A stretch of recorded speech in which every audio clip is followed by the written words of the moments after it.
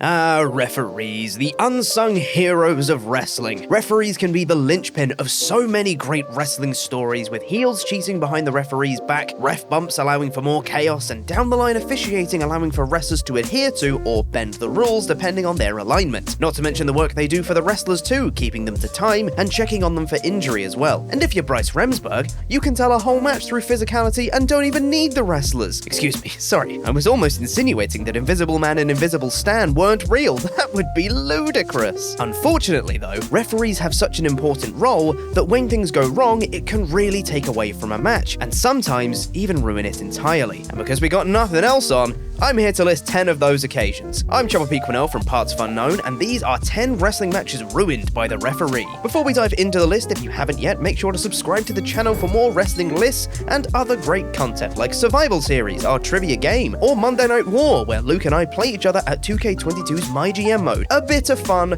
had by all. Number 10, Ronda Rousey vs Charlotte Flair vs Becky Lynch, WrestleMania 35. Admittedly, this is a controversial way to start, because you could reasonably argue that the fault here was more with the wrestlers than the official, but even if the referee Rod Zapata was only partly to blame, then he still deserves a place on this list simply because of how high profile the match was. The actual main event of actual WrestleMania, and not only that, but the historic first time ever that the biggest show of the year was headlined by a women's match. Up until this point, it had all gone pretty well. Ronda, Charlotte, and Becky had all worked hard and for over 20 minutes had put on a show worthy of their spot on the card. But then came the finish. Ronda had Becky on her shoulders looking for her Piper's Pit finisher, but Lynch suddenly countered into a crucifix pin. A cool spot in theory, but unfortunately, Rousey's shoulder was clearly several inches off the canvas for the first half of the pin. In the heat of the moment, Zapata decided the best course of action was to count the fall as planned anyway.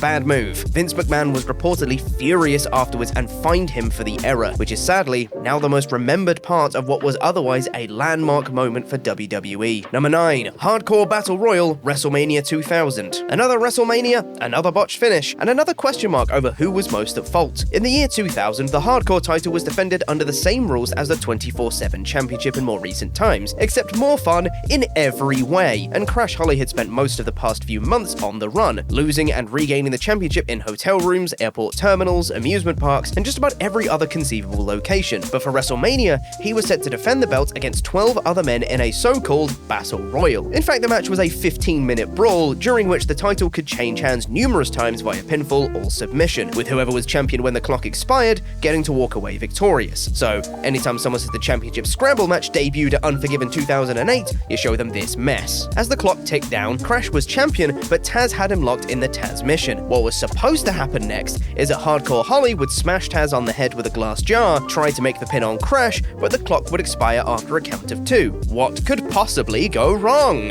As it turned out, plenty could. Hardcore Holly ended up on top of Crash with 5 seconds to go rather than 2, and referee Tim White started a count 1, 2, and then just stopped. Crash didn't get his shoulder up and the bell didn't ring for another couple of seconds, so it looked like White had just decided not to count. Hardcore Holly was eventually declared the winner, contrary to what was supposed to happen, but the debate rages on to this day as to whether the referee started counting too fast or if Hardcore Holly simply messed up his timing. Number 8, CM Punk vs Jack Swagger, Raw. We've kept this one low down on the list because, to be fair, if you're going to have a botched finish, then this is the textbook example of how to cover it up well. CM Punk was WWE champion and was a couple of weeks away from a defense against Dolph Ziggler at the Royal Rumble, where Raw general manager and all-around, just a wonderful man, John Laurinaitis would be the special guest referee. At the start of this non-title match on Raw, Big Johnny appeared on the stage to say that if Punk won, then both his opponent Jack Swagger and manager Vicky Guerrero would be barred from being in their pal Dolph's corner at the Rumble. The match got underway, and after a few minutes, Punk hit the same Randy Savage-style elbow drop from the top rope that he often hit during his matches. It rarely, if ever, was used as a finisher, but here, for some reason,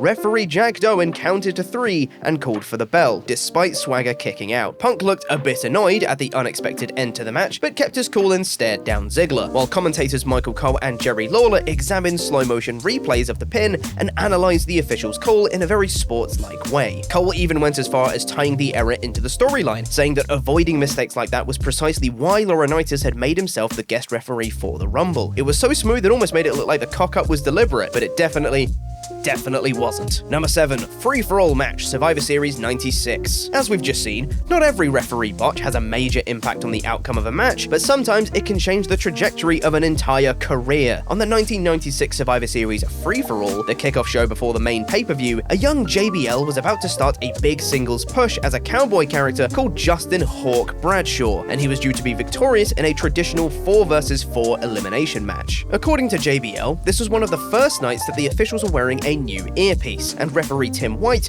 was distracted by listening to someone in his ear when Jesse James, the future Road Dogg, covered Bradshaw for what was meant to be a near fall. Instead, White counted to 3, ignoring the kickout, before immediately realizing his mistake. White apparently said, "Oh my god, kid, I'm so sorry," but the decision had been seen by everyone, so Bradshaw was sent to the back where he was given an earful by Agent Jerry Briscoe. With the match's planned winner now gone, the ending had to be improvised, so eventually, Bart Gunn from the opposing team pinned his on-screen brother Billy to become the sole survivor, completely contrary to what was in the script. As for Justin Hawk Bradshaw, his new gimmick came to nothing after this false start, and he was soon repackaged, but I guess he did alright for himself in the end. Number 6. Trent Barretta vs. Pac, AEW Dynamite. The autumn of 2019 was a crucial time for All Elite Wrestling, as it launched its weekly Wednesday night show Dynamite, and attempted to prove to the wrestling viewing public that it was a viable alternative to WWE. It was therefore quite important that the first few weeks of the show went off without a hitch, or at least without a major botch at the finish of a match. Well, as the Rolling Stones will tell you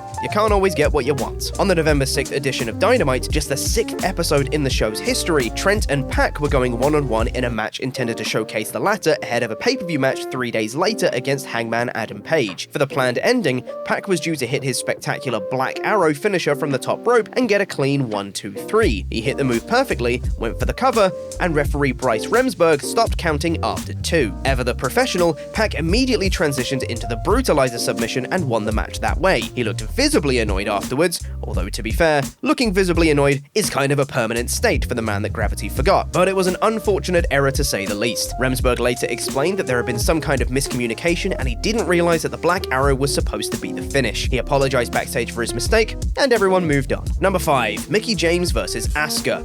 On Raw, having only just returned from a torn ACL that kept her on the shelf for over a year, Mickie was obviously eager to get back to business and had a chance to showcase her skills in a Raw Women's Championship match against Asuka, the same opponent she'd faced for the NXT Women's title in her first match back with WWE in 2016 after several years away. While it's unlikely that she was due to win the match, everyone involved would have liked it to go better than it eventually did. In fairness to referee Derek Moore, it seems that he was just trying to protect Mickie after suspecting for some reason in the middle of the match that she was legitimately injured, but it looked really bad. The two women were on the mat with the champion trying to cinch in the Asuka lock when, seemingly at random, the referee called for the bell. Mickie looked wide-eyed in disbelief for a couple of seconds before closing her eyes, seemingly trying to go with the flow by pretending she'd passed out. After a few seconds where literally everyone seemed baffled, Moore told the ring announcer that Mickie had been unable to continue. The following week in an interview with TalkSport, the veteran star seemed philosophical about the whole thing, saying, "The refs do their job and kind of their job is to protect us and make sure it never goes too far or no one ever gets hurt. So he made his decision based on what he thought was a reality, that I was hurt or I couldn't continue, and that's unfortunate for me." Number 4. Gangrel vs. X-Pac, Royal Rumble 99. There are a number of things you can do in the aftermath of a botch. One is to improvise and change the match on the fly based on what has just happened. Another is to try and style it out and hope the audience think it was all part of the show. Then there's the third option,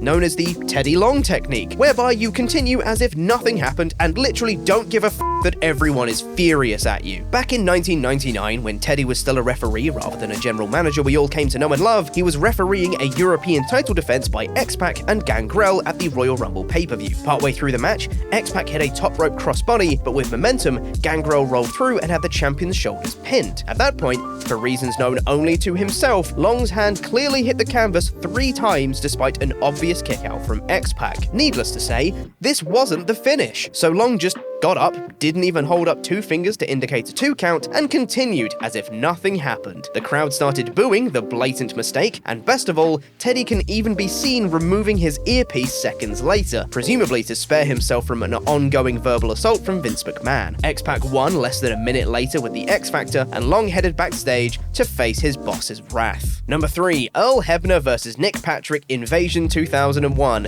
Now look, nothing actually went wrong in this one, but its mere existence as a match on a major pay-per-view is enough to give it a high ranking. Because in this match, the referees were the actual competitors. It was during the ill-fated Invasion angle of 2001, as the alliance of WCW and ECW tried to take over the WWF. As we know, Vince & Co. didn't actually take on most of the big money contracts for WCW stars when they acquired the company in March that year, but they did bring over some talent. They didn't need Goldberg, they didn't need Nash, Hall, or Hogan, they needed Nick Patrick. On a pay-per-view built around WWF doing battle against the Alliance, someone deemed it a good idea to even have the referees square off. So Patrick, flanked by other WCW refs, took on senior WWF official Earl Hebner, who was accompanied by the WWF Zebra crew. At one point during this mercifully brief battle, it even looked like the two sides were going to come to blows, a bit like when the different news crews go to war with each other in Anchorman. Luckily for everyone's eyes, that didn't happen. Mick Foley, who was guest referee for the match because, well, all the normal referees were already busy, eventually ejected the WCW refs from ringside. Patrick argued the point with him, then turned around and walked into a running shoulder tackle from Hebner, whose fighting style throughout the match could be best compared to a balding Scrappy-Doo. It was over, never to be spoken about again, until we did, just now. But I'll be damned if this wasn't a home run sports entertainment segment though. I don't care, this is number 3 on the list of the things that referees ruined. I love this match, and it's so good. Go watch it. Number 2, The Rock vs. Kurt Angle, No Way Out 2001. Whenever you see Dwayne Johnson, you get the distinct impression that he doesn't anger easily. That easygoing attitude, the $1 million smile, the bulging biceps. Sorry, where was I?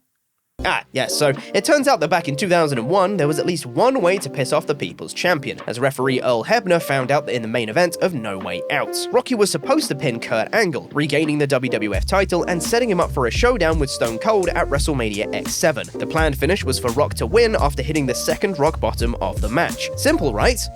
Wrong! As the Great One hit the decisive move, poor old Earl forgot the move had already been hit earlier in the match, and so, knowing that he had to wait for a second time, stopped his count after 2, even though Angle didn't kick out. Fuming, Rock picked up Angle, hit yet another rock bottom, made the cover, and yelled at Hebner, "Count the motherfucking finish." Angle remembered on his podcast years later that Rock had cooled off by the time they all got backstage and didn't yell at Earl afterwards. But still, at that moment inside the ring, he made absolutely sure that Hebner knew his role and shut his mouth. And number 1, Hulk Hogan vs. Sting, Starrcade 97. Yeah, this one's definitely the worst. And here's why. It took place at the critical point of the main event on the highest grossing WCW pay-per-view of all time. It was also the first major angle in the company for Bret Hitman Hart, the most talked about star in the industry following an incident in Montreal that you might have heard about. So it's the sort of moment you want to get right,